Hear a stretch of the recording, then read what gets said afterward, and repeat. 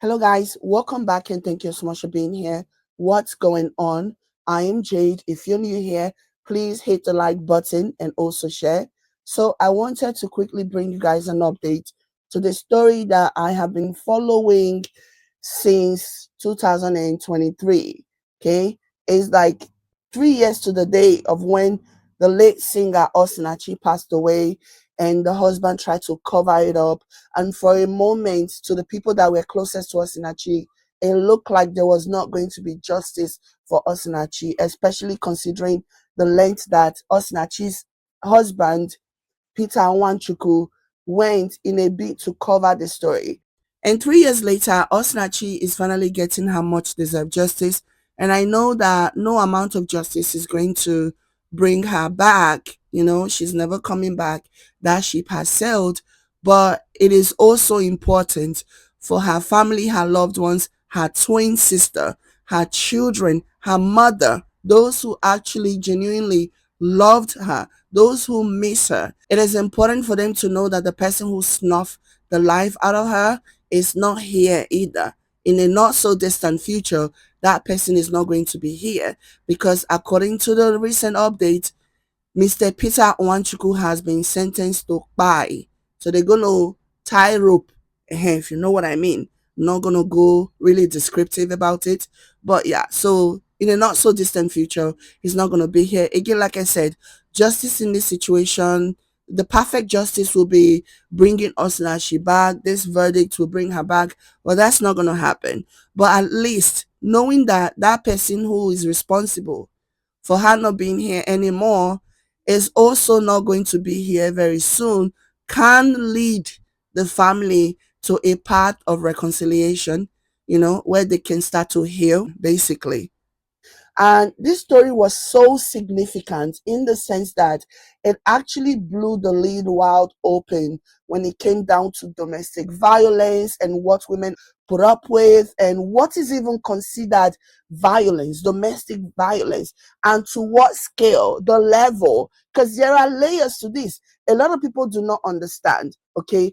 And the fact that it happened to the singer Osinachi, a beloved Nigerian singer. I'm saddened that it had to happen that way, but it looks like it was supposed to take somebody as big and as beloved as Osinachi to blow the lead wide open on what even constitutes, abuse, emotional abuse, financial abuse.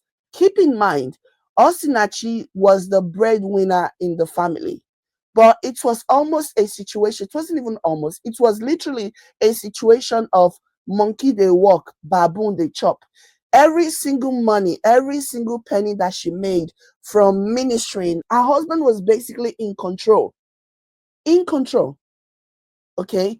And the things that this man did, the things that people started to talk about that this man did to his late wife while they were married. For example, not only did he repeatedly, continuously put his hands on her, he also encouraged their small children to also smack her around. Like that right there is just diabolical. You want to be an abuser, then be an abuser. But do you know the level of psychological torture it is that you, a man that is, you already overpowered this woman, you already have the upper hand. Imagine subjecting innocent small children to be beating their mother. Like this story broke Nigeria. It is just so sad that when things like this happen, they don't tend to last, in the social media space or in the news cycle, because crazier things are going to happen and that is going to basically kick this one out of the news cycle. But the reactions from Nigerians were unanimous. Every single person who heard what Mr. Peter Wanchuku did to Osinachi Wanchuku bled for Osinachi, and they cried for justice for Osinachi. And it's a stage. Okay, another thing that this story opened is the stage. When somebody wants to take control of your life, they start by isolating you from your loved ones. They start by isolating you from your friends. They monitor you, they stalk you, they make sure that you're not talking to anybody. So that's basically what happened in this Osinachi situation. Like he made sure that nobody was close to her. And the abuse that he leveled against this woman, it wasn't just something that he did when it was just them or when the kids. Like he had no discretion. People have testified how this man will put his hands on Osinachi while they were there. And there are instances where some men who witnessed what he was doing wanted to react. She, the same Osinachi, will kneel down and beg them to please not react. She was probably begging because she knew that whatever it is that those people did to him, she was going to pay for it when they got home. There are reports about how he would put his hands on her, and some people would be so forced to respond. Like he would just land her slap, among other things, while they are in public, while they are discussing business. So it was psychological, it was emotional, it was physical, it was financial, it was every single form of abuse that you can imagine Mr. Peter Wanchuku inflicted on his wife. And she supported him. This was such a tragic story, you guys. This was such a tragic story. And one other thing that this story did was basically normalize the conversation about domestic violence and about women should leave. Because I remember before Osinachi's situation happens, when I would talk about why women should not stay in an abusive relationship, I used to get dragged, I used to get insulted, I used to get called all kinds of things. I was labeled all kinds of things. But when Osinachi's situation happened, people really started to see that these conversations need to be had. A lot of women are losing their lives. You know what I mean? These conversations about what a woman should put up with and what she shouldn't put up with and when she should walk away from an abusive marriage has been something that, there are conversations about it, blah, blah, blah, you know. But it was only after Osinachi's situation happened that people felt even more emboldened to say these things, to encourage people to not remain in such a relationship.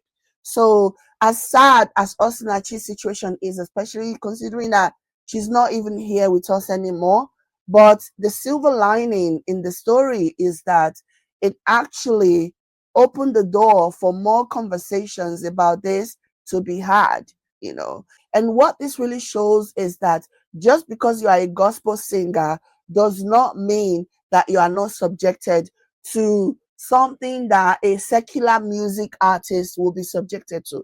That you are free, you are immune from terrible spouses who will turn your life into living hell. You know what I mean? So these are some of the things that were exposed. So let me go ahead and share my screen because I want to read this to you guys.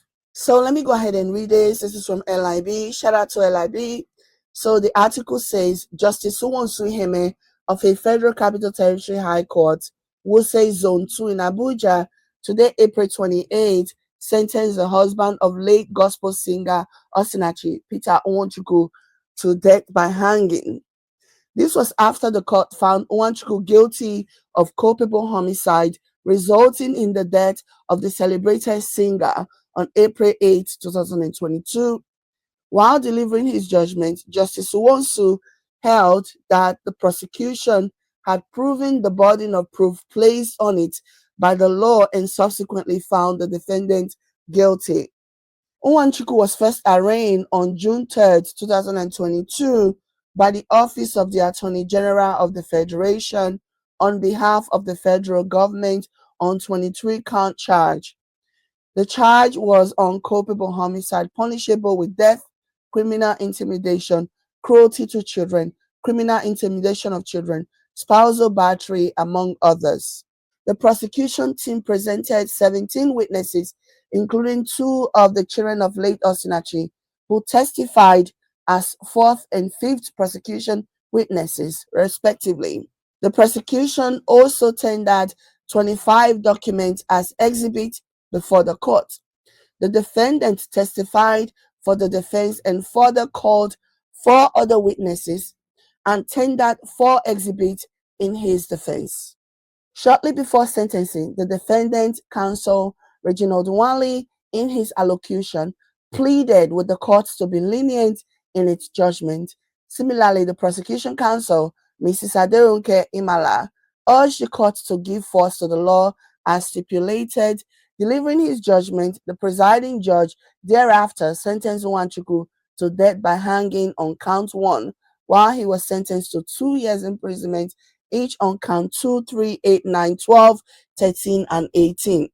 The court sentenced the defendant to 6 months imprisonment on count 10, 3 years imprisonment in count 11, while he was fined the sum of 500,000 and 200,000 respectively on count 6 and 7 respectively. So yeah, that's the judgment, and he is being sentenced to death. That justice has been served in Osinachi's situation. She didn't deserve what happened to her. Osinachi did not deserve to die the way that she died. She just didn't. And hopefully this will serve as a deterrent to other people who behave this way. Imagine biting the finger that fed you. I mean, the whole situation is already sad as it is, but one of the saddest things is the fact that this man would do something like this to this woman who was the breadwinner. Like, according to people who knew them, this man will book a hotel for this woman to go and perform, and he will find like the cheapest hotel. He will book her into the cheapest hotel. He didn't let her spend money. She was the one making money, but he wouldn't let her spend the money. He wouldn't even put her in a nice enough hotel. Her friends came out and talked about how this man was so selfish, not to himself, but to her, that even when he will book her gigs, he will book her performances, he will book her into the cheapest hotels that are not even fit for like normal people, let alone somebody that is a celebrity like she is, like a brothel, like where people go and do quickie, like a shower joint was where this man was booking her, and she was the one making the money. He wouldn't put her in decent transportation. He did nothing for her. He just made her life a living hell, and the money went into his account. She will have to ask for permission before she even did anything. In fact, Nain go give her the money, say, take. And she was the one making the money. He just treated her so poorly. Imagine somebody who was literally your helper, somebody who was the breadwinner. Imagine treating them like that. So the pain and the sufferings and everything that she endured on account of being married to this evil person, I'm just glad that some justice has been served. And I know it's not going to bring her back, but it is going to help with the healing process, because it would have been worse. The pain would have been far more worse if he had gotten away scot-free. So that's the angle I'm choosing to look at this from.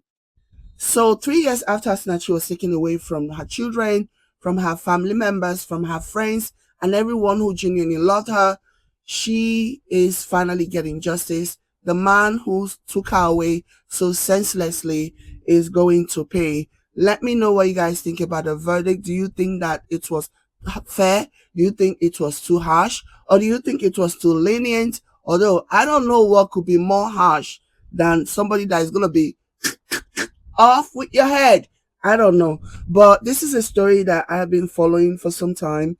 And I'm kind of glad to be able to put this to bed and see the outcome of the case. Let me know what you guys think. Like and share this video. I'll catch you later. Bye.